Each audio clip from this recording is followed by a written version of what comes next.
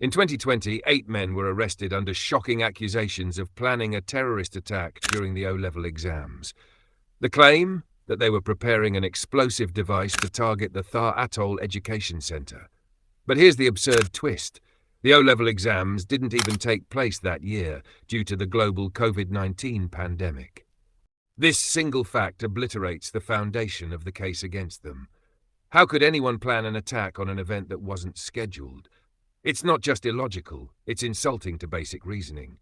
And what's worse, no evidence, no explosives, no blueprints, no credible plans has ever been publicly revealed to justify such severe allegations.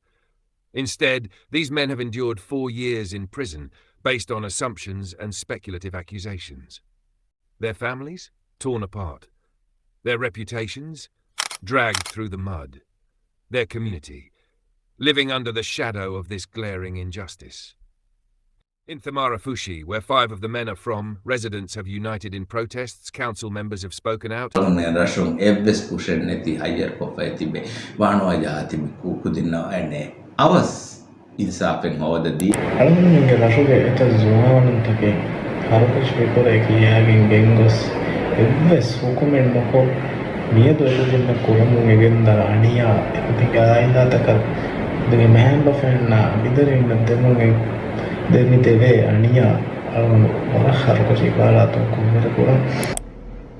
ආයිලාතකුන් එදුණු එදුමුගේ මතින් අලුගොඩ මෙන් council මාණි දිෆායි හෙකිගේ ගොතුග කවුන්සිල්ගේ bus උෂාලාෆා එයි ඒ ෆස් කොදින්නකි ඒ කොදින්ගේ ෆරාතුන් මියදාහමයා එව්ස් වරිග්ගේ එව්ස් කාලා නුරක් කලේ අරි තකුලීෆේ තිමරපුෂි රයිතක ෆෝර් කොෆර් නොවා කුදිබයි ඒ කොදින්නකි රයිතුන ගුලේ වරන් එක්කුවෙරි And people are boldly calling for their release, insisting on their innocence. Dogutuhumatuga Wanuaga Tibi Kuding, Aharmin Ratakuding, Dukola.